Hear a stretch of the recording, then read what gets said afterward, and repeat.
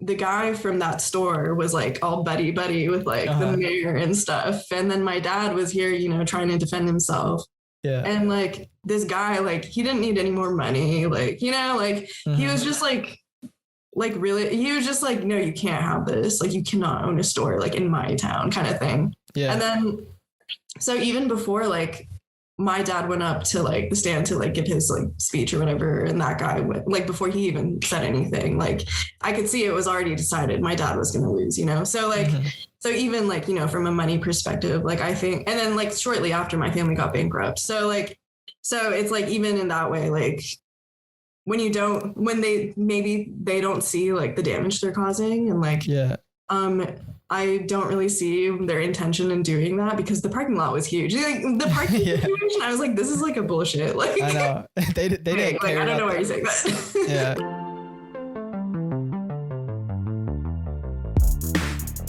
Hello, everybody, and welcome to the Someone For podcast. Today I got Shashi with me. She's a director, a creator. You could probably see her on Get Wasted.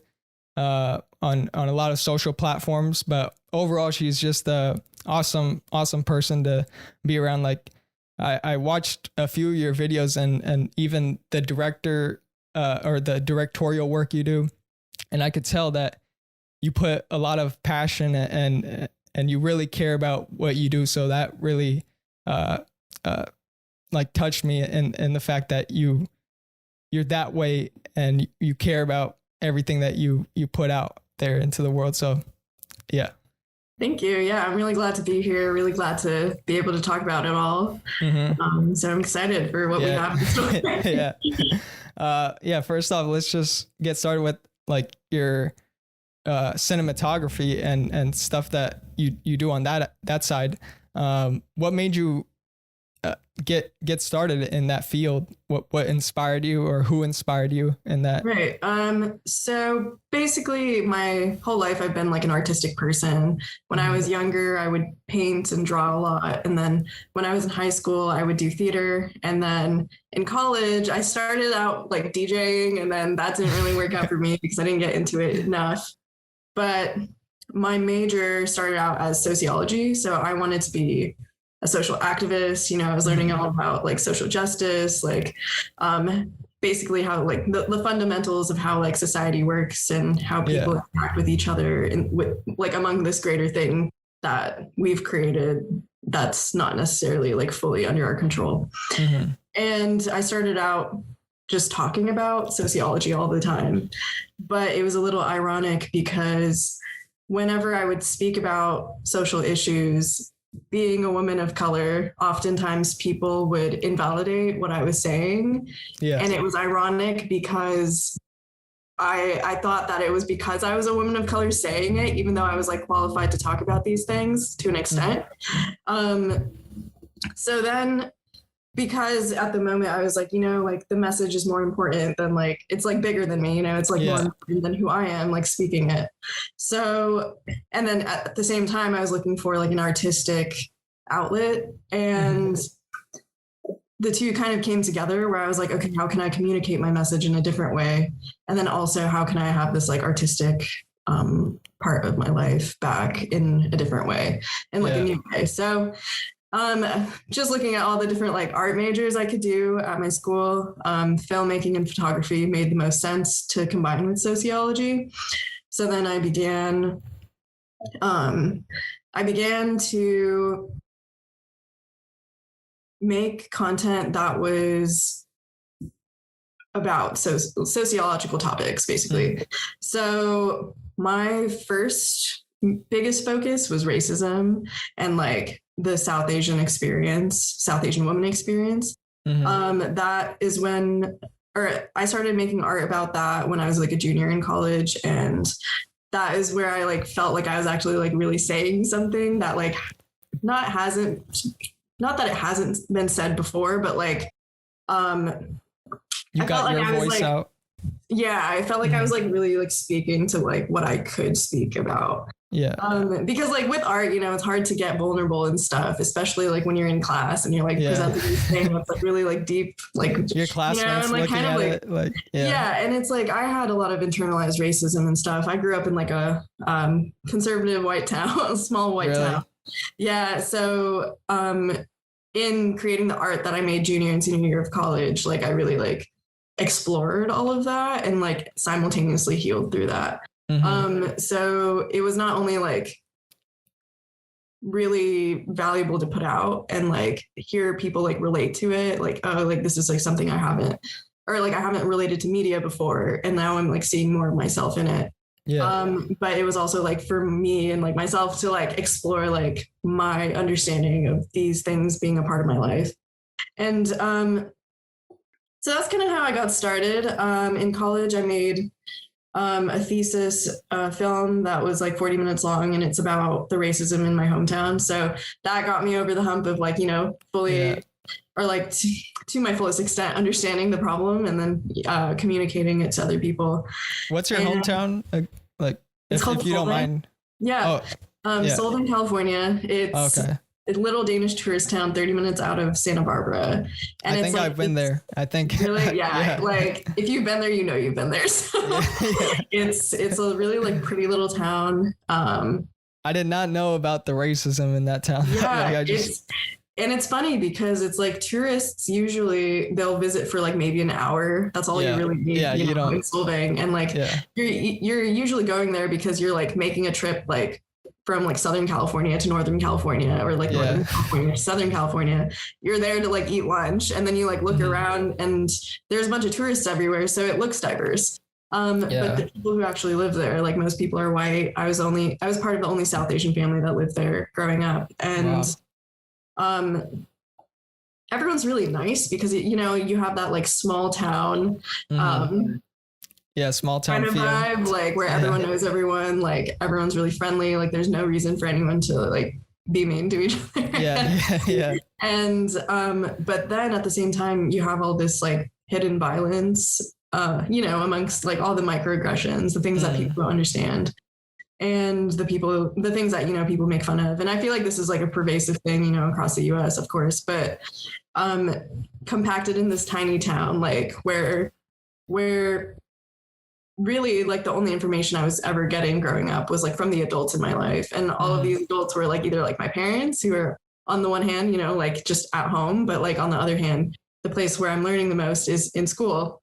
And looking back at my teachers, like I think, they could have done a better job actively stopping the racism that I experienced there. And then also they could have actively like reflected on like what they were reinforcing. So and most people, my film is like basically like, go ahead. Sorry to cut you off, but I think like most people don't expect that from a city in like California. They expect like democratic everything. And even in Orange County, like people know Huntington Beach is very conservative, like Newport Beach, that area. And so there are still spots in California. It's not like everybody is a Democrat and liberal on that side. Of course, it's a majority, but there's also a mix of different ideas everywhere. And it is good to have a diversity in that aspect of clashing ideas so that one person can hear another person out and can understand their side from it. But when it gets to a point where there's violence, like you mentioned, or aggression towards another person just for believing something different, and spreading hate in that way, then that's I think too far. And yeah, definitely. Like I would even say like maybe like you think you're doing the right thing by like I'll give you an example. So my parents own businesses in Solvang, and that's the reason I lived there. People always ask me, why would you live in this town? It's because my parents owned businesses like in the nearby areas. And I just remember this moment in like City Hall when my dad was trying to buy another property to open up like a little business there. It was in like one of those like complex, like, like where there's a bunch of stores and there's like a parking lot in the middle. And one of the bigger stores owned by like one of the big families like in Solvang, because there's a few families that own like basically everything. They were arguing that our store would take up their parking. So we had to go to City Hall for this. And basically like I walk in, I'm literally like in 6th grade, like during this time. I'm just like, you're just like watching all this. Yeah. And like, I just remember like the guy from that store was like all buddy with like the mayor and stuff. And then my dad was here, you know, trying to defend himself. Yeah. And like this guy, like he didn't need any more money. Like, you know, like he was just like really, he was just like, no, you can't have this. Like you cannot own a store like in my town kind of thing. Yeah. And then, so even before like my dad went up to like the stand to like give his like speech or whatever, and that guy went like before he even said anything, like I could see it was already decided my dad was going to lose, you know? So like, so even like, you know, from a money perspective, like I think, and then like shortly after my family got bankrupt. So like, so it's like, even in that way, like when they don't see like the damage they're causing and like, I don't really see their intention in doing that because the parking lot was huge. Like the parking situation, I was like, this is like a bullshit. Like I know they didn't care. I don't know why you're saying that. Yeah. So situations like that where it's like you don't see the damage you're causing, but the impact is huge. You know. Yeah, that's crazy to me. And I mean, there are people that like that, and of course, you know that situation that you said.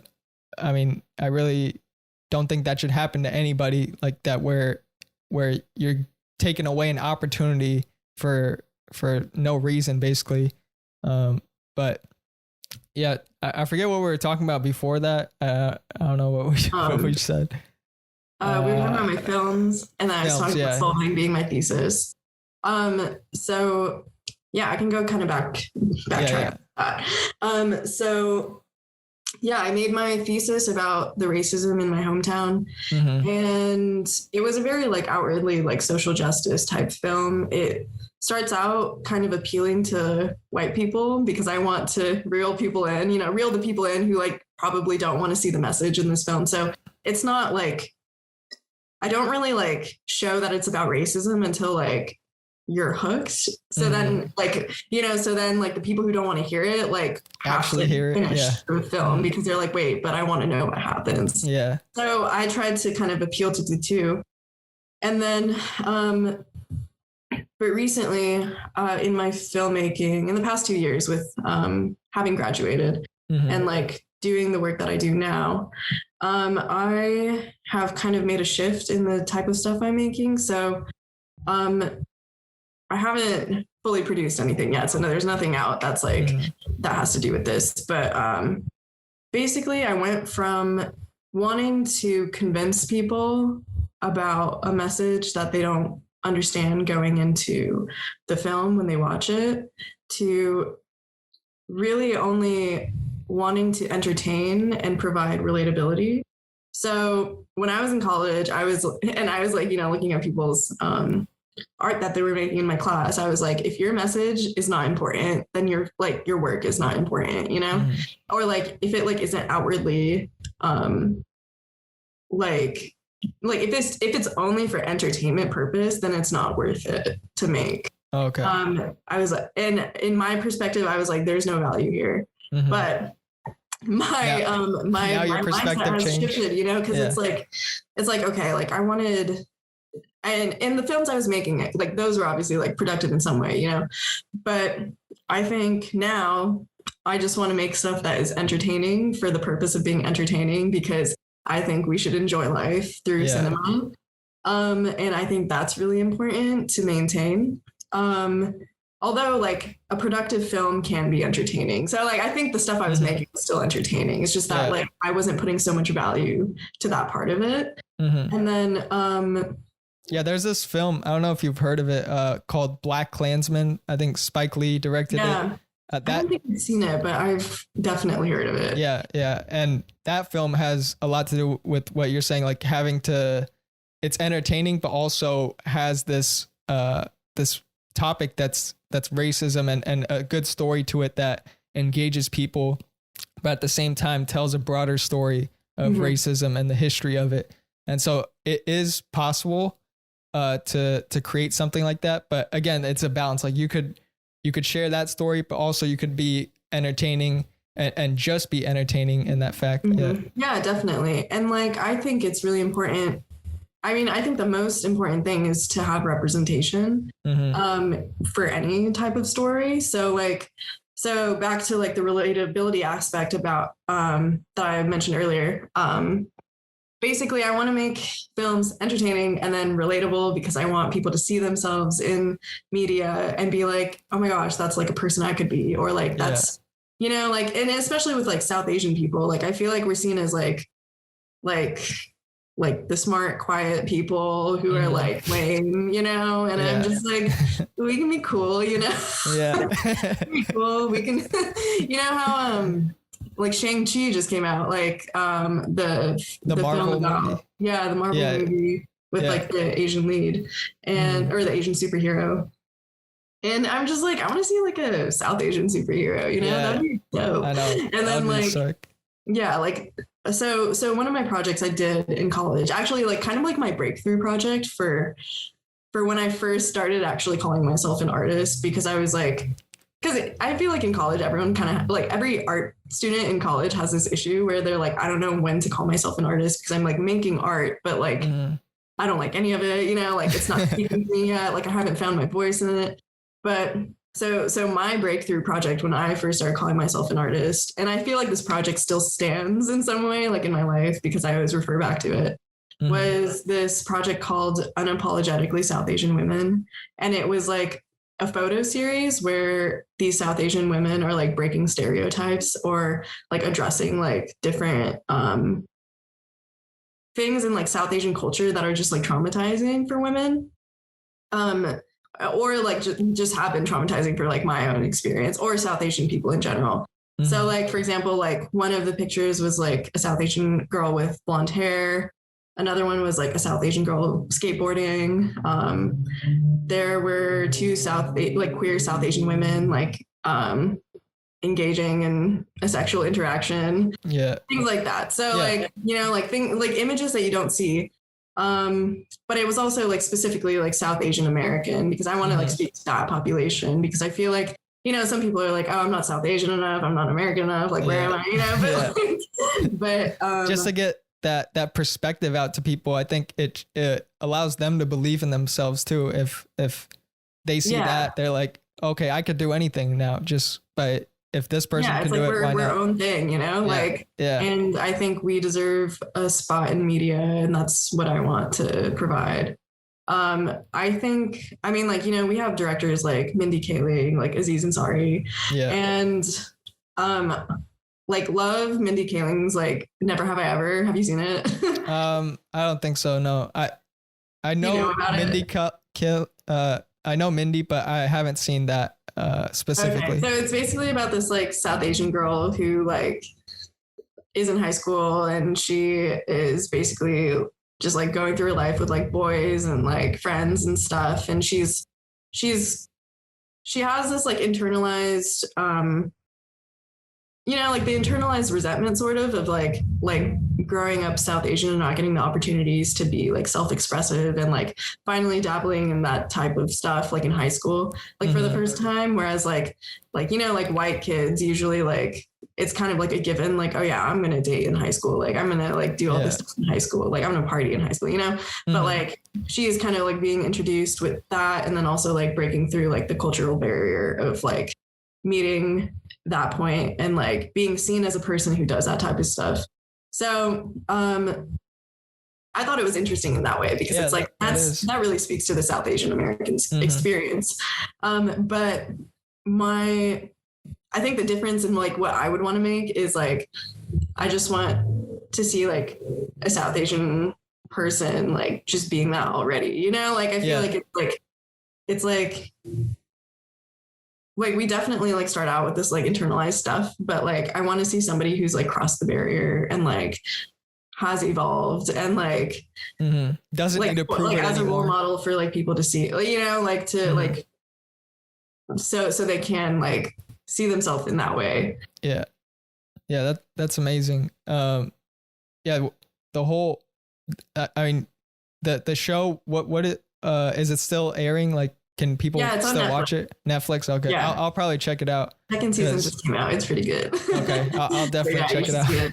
And then, yeah. And then, there's a lot of talk about like showing like POC love and joy and stuff like in the media right now in the past like year or so. And I think that's really important too, because it's like, you see so many films that are just like purely about like racism when it comes to like showing like POC issues, which is fair, it's like a very important topic, of course, like, and like it's a really great way to like learn about the experience for people and then also like relate to it. Yeah. But I just kind of want to make something that's like purely like, like we're watching this one for entertainment and then two for relatability, because I want to see like a person like me, like who's in love and like happy and stuff in this like shitty world. Like, that's to see like that is a possibility, and then that it's also like something that we deserve and like we have like a birthright to, basically. I know. Yeah. So yeah. I think you'll make some pretty amazing stuff. Like just keep at it. Yeah. Okay. I want to get into sustainability because I think we have like 30 minutes till you have that meeting. But so like I mentioned, sustainability is becoming a bigger aspect of this world in general. I think people are starting to realize we can't just be doing things how we used to, how it's always been done, of being able to use products. Like recently, I just bought a pair of shoes from Nike. They're like, I think 50% of the material used in that shoe is sustainably sourced. So, and they've done it really well where, Nike makes a bunch of products from t-shirts to shorts, athletic apparel, a bunch of shoes, right? And so they started to use the excess material from shirts and shorts and all their products and started to use it for shoes. So those shoes that I just got, it showed them in the factory, like putting together different materials from different parts of these products that they make to create the shoe, and it's actually better for the company itself because all that wasted like fabric and stuff they can use and not have to pay for more product and add on cost to that. So it's, I think, becoming more and more popular and actually better for the environment. So what are your thoughts on this growing group of people that believe in sustainability and every idea that surrounds that, really? Yeah. I mean, it's really amazing to see, bigger companies actually like reinventing the way that they are doing things. And because it is up to like big companies, big corporations, the government, to fix this issue. And, it's like, if it's not going to start like internally, like in those spots, like then, I mean, the consumer can't really do so much because it's like, I mean, like there's so much, your buying power can only go so far. And expecting like every single person to pitch into this effort, it's not realistic. And also, since money is driving our society, it's really up to the people who have the money to fix it, and that would be those big corporations, the government, etc. So does that answer your question? Yeah. That answers it. And I wanted to talk about like that video you posted on Get Wasted. You said that but in a cup of coffee or a cup of tea, by the time you drink it, you'll have 11.6 billion microplastics in a cup of tea. Like, is that true? Like, I didn't believe it at first. Like, is that? Yeah. So microplastics are basically, so basically plastic never fully like biodegrades or anything. It just gets smaller and smaller and smaller. Yeah. So this is basically like really, really, really, really small pieces of plastic in your tea. And when you brew it, you know, like the hot water and stuff, like it all like it I don't think disintegrate is the right word. You know, it just dissolves it dissolves, but it doesn't like fully dissolve, you know, like it just breaks, I guess is the right word for it. Microplastic is a huge issue, and it's due to all the plastic that exists basically. And really the only way to halt this is to stop making plastic. And because like we don't have the waste management infrastructure to clean everything up, and then we can't expect everyone to clean everything up all of the time. And especially if we're just producing more plastic. And then also even like in the last like 10, 15 years, like plastic production has increased by so much. And it's because plastic is like really cheap to make. And it's replaced a lot of like glass and aluminum products. So plastic production plastic pollution has been especially a problem in the last 10 to 15 years. So, and if you think about it, you know, that's like not really that long of a time. Yeah. So it's like, okay, like if we like stop, that will probably make a huge difference, or just like use a different material, you know? I know. Yeah. People used to use a lot of glass, like for bottles and stuff, like plastic bottles, and they used a lot of glass bottles instead. And that made a big difference. And of course, money had a lot to do with that, to cut costs and whatnot. But I think people are starting to realize, like when you see the plastic like in the ocean, that I forget what it's exactly called. There's like something in the Pacific Ocean that there's a bunch of Pacific garbage patch. Yeah. I looked at that and I was like, how is this even possible where there's just this much plastic in the ocean just floating there?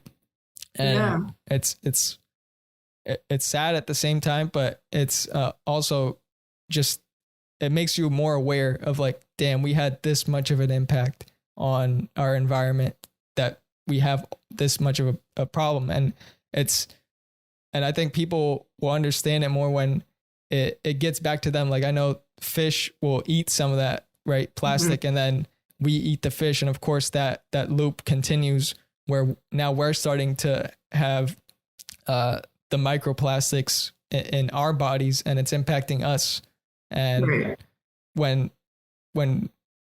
I think even now people are starting to understand like this is a bigger problem, and now we have to make the change now, or else it's going to get even worse. Right. Yeah. And it all starts with government policy. And like once things are like banned by government, like have they done anything up to this point? Have they? Well, I guess there's a plastic ban or a plastic bag ban in California. Yeah. Is there still a plastic straw ban? I feel like I see plastic straws everywhere. I know. They still, it's probably banned, but people just use it. Like, I don't know why. Yeah. There needs to be more like plastic water bans, and like, the plastic bag ban, I'm kind of wary about, because it's like, you know, they give you those like reusable ones now, but like people don't reuse them. They still use them like plastic bags. So we didn't really get rid of them. So, I don't know. So it was just kind of like a poor effort. But yeah, there needs to be more plastic bans for sure, because plastic is only increasing in the stores and stuff. So yeah, they use it for everything, like packaged products and of course like water bottles, and it, like the list goes on. There's so much plastic that we use, but I think they could if they tried to make something that's more sustainable, and I personally don't know exactly how, but when you see the impact that it has on the environment and everything, the ecosystem is changing. Like I had a microbiologist on a few weeks ago, and he talked about that like the ecosystem where that used to be flourishing is being demolished just because of the not only climate change, but also the plastics and all that environmental destruction that's being taken place because people want to overfish and just basically for profits and raising their top end really. But it sometimes I look at it and I don't know what to do, but like people that are able to spread awareness of it and show like this is happening right now. And there are some positive impacts because of that, because more people are going towards electric cars, seeing different aspects that they can improve on instead of using plastics, that they're using reusable water bottles, and there are different steps that individuals are taking. But again, like you said, the main stopping point is with the organizations and the corporations. They have the biggest impact towards all of this. Yeah, definitely. Yeah, it's up to the government. I mean, some activists, it's really cool to see. Some activists are suing governments and Really? It's going through, and that's awesome. And it's like such a, it's like it's really inspiring to see, because it's like you can be a kid and you can see the government and like, this is your world, in the future. Yeah, I know. So, I mean, I do have hope though. I have hope and I have hope because of all of the like BIPOC-led movements that are happening. I feel like the internet is a little skewed in the messaging, because I think a lot of white people who like want to talk about doomism and climate anxiety all of the time, like really take up the space in talking about climate. But then on the other hand, it's like you have all of these like people on the front lines who are being impacted by climate change right now and can't afford to not be on the front lines basically. But simultaneously, because they don't have time to make like a social media post. Like they don't have time to go on the internet. Whereas like these white people, as a way even, you could argue, is to maintain their privilege, because climate doomism does lead to inaction. That makes it so that they're basically saying like, okay, it's like, we're done, we're over, like 10 years from now, like we're dead, like it's a lost cause. Really. Yeah. But it's like, but then that really undermines like all of these BIPOC movements that are happening. And like the people leading the climate movement to the right direction are all BIPOC. Like they, like the world started with them caring for the environment, and it's gonna roll out that way. And I think it's important to also like talk about like the nature of capitalism and how overproduction is inevitably going to ruin the earth, because you can't have infinite money with finite resources. And that's basically like what we're doing, and it looks like we're like coming to an end, And what sucks is that BIPOC communities are usually, and like colonized countries are the ones taking the first hit from climate change because of capitalism and like these white people like colonizing, and then on top of that, they will become climate refugees first, and these white countries will not take them in, even though these climate refugees are the least responsible for climate change, and these white countries are the most responsible. So that's crazy. But then, given that, BIPOC are still leading the movement. Look at us. Look at us. Yeah, we're going out there, but like I talked about this on a previous podcast, but the humans have always like tried to engineer our way out of a problem. Like anything that happens, like of course with climate change, we try to build floodgates like in New Orleans. I saw there were like basically gates that they put up in the city to stop water from coming in because hurricanes have impacted. And of course, recently Hurricane Ida went through that part of the U.S. and caused a lot of damage. And so we always tried to engineer something to get ourselves out of it. And what I said was, like, if you just left everything alone, if you left nature to do it, run its course, if you let the fish do its thing, like let the animals just run and operate how they normally do, and not try to overdo it and just to profit, everything will come to balance, because that's all the world needs is balance.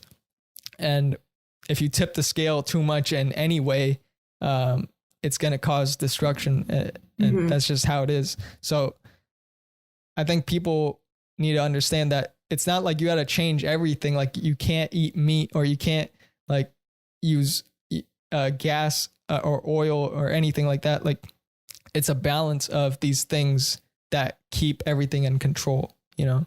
Right. Yeah. Yeah, definitely.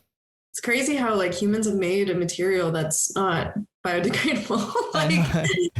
like that can't leave it up to us to do that shit. Like from things that come out of the earth, it can't go back in. Like, yeah, that's crazy. I don't even know how that happened. Like you find something that is, I don't know if plastic is easily made. It might be, I don't know.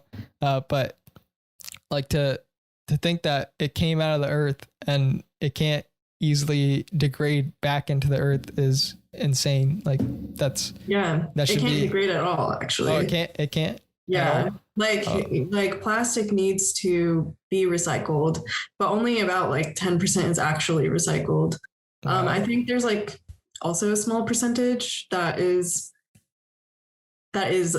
ineffectively recycled, so it becomes something that is less or of lesser value, and it can only be recycled once. But like true recycled stuff, like something that holds the same value, I think it's only like 10% or maybe even less.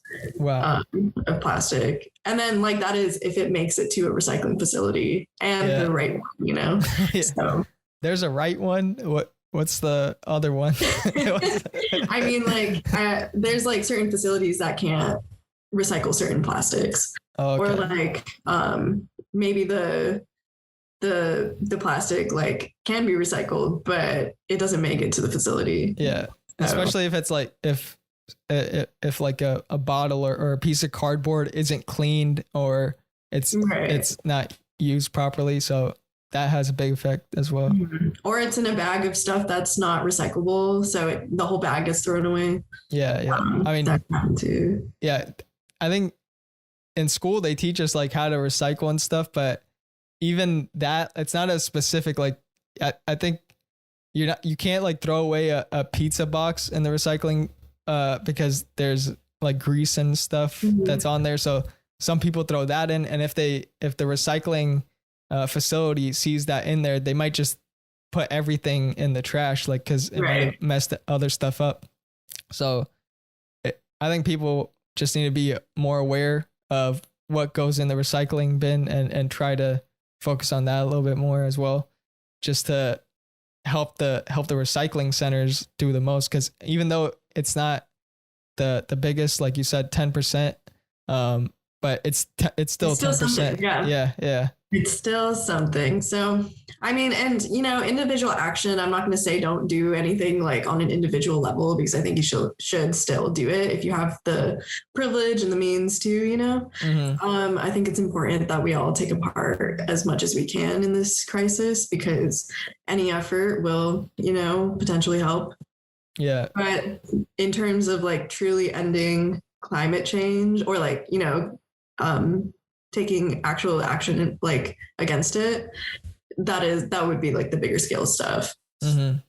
Yeah. And I really think like if it starts to impact them, like if it starts to negatively impact them, the way they're doing business, they'll start to make change, and the government will see that as well.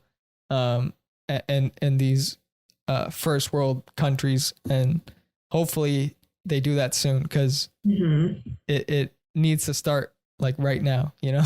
Like the and Yeah, definitely. yeah, it's a big part of it. And I recently saw a post on Get Wasted saying like they built the first electric cargo ship, that so basically a cargo ship that carries a bunch of crates and pallets and that move across the world. They created the first all electric cargo ship, and that like advances in that movement will also make a impact. Because, and I know some people say like even electric cars won't be as good because the batteries, we don't know what to do with the batteries, or can't be easily recycled. So that's also a big thing. But again, like I said, if you have a balance of being sustainable, but at the same time not overdoing production to the fact that you lose what we were trying to get at. Like if you start making so many batteries that the resources for the batteries are just non-existent anymore, you know. Right. Everything is finite, so just use it to the best of your of the world's capability. Yeah, definitely. Something I recently learned actually is that, I hope I can explain this well. So basically, you know how the US doesn't really have like great public transport? Like we don't really have like railways similar, you know, like how Europe has it all. Like you can like take a train to anywhere in Europe, but like in the US, we like definitely do not have that option. So something I recently learned is that the big oil companies, I don't know what decade this was, but the big oil companies basically bought out all of the railroads that we had and like all of the trolley roads and stuff. And then they bought out all the trolleys, and then they like burned them all so that people would resort to having individual transportation and buy their cars and then submit to basically the fossil fuel industry. Really?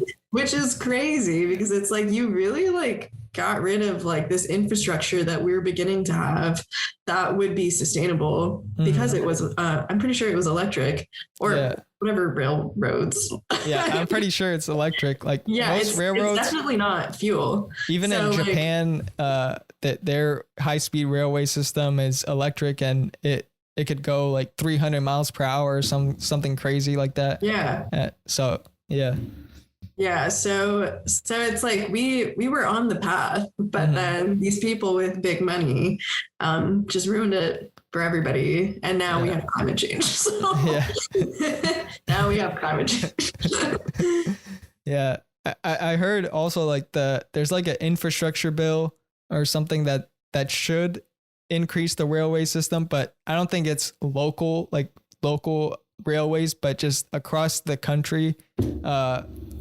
I don't know exactly if it's going to get done because it was in Biden's infrastructure bill. Like, I don't know. I think it passed, but I'm not sure if that was included. It might be in a different bill. But if that is passed and it does get underway, like everything in the US just takes so long to do, like especially with the public works or whoever builds roads or something. Like even in California, or where I live in Orange County, the freeways like the 5 and 405 are notorious for having a lot of construction, and they never finish it. Like it took them like 20 years to finish this road that goes to LA, and it's still under construction. Like I don't know what they've been doing for 20 years. Like what are you doing? You know? Yeah, so definitely. It's crazy how I don't know what they're doing, but hopefully it'll speed up and people have ideas. Like Elon Musk is a big contributor. I mean, of course he has like SpaceX, which builds rockets and stuff like that. But at the same time, with Tesla and his Tesla roof, they do like solar panels and stuff. So people are starting to have ideas and starting to think of ways in which they could do better for the environment. Yeah. Yeah, definitely. A lot of big like tech people are starting to think in that direction, because that is the future if we are to, continue living on this planet. Yeah. And then Elon's like, let's go to Mars because we can't live on here forever. Yeah. That's crazy though. Would you go to Mars if you, let's say like if I had the option, if Elon said, I would like here's a to ticket. stay on this planet, honestly. Yeah, same. Yeah. I would like to fix the things on this planet. I don't think we should just ditch it. Mm-hmm. I think there's hope. So. Yeah, there's hope. Yeah. I think that should wrap it up. I had a great time with you and a great conversation. I hope everybody enjoyed it as well. And we'll wrap it up there. Yeah. Yeah. Thank you for having me. It's been awesome talking to you. Yeah. Thanks. And to everybody watching, I hope you guys enjoyed it and have a great day. And yeah, that's it.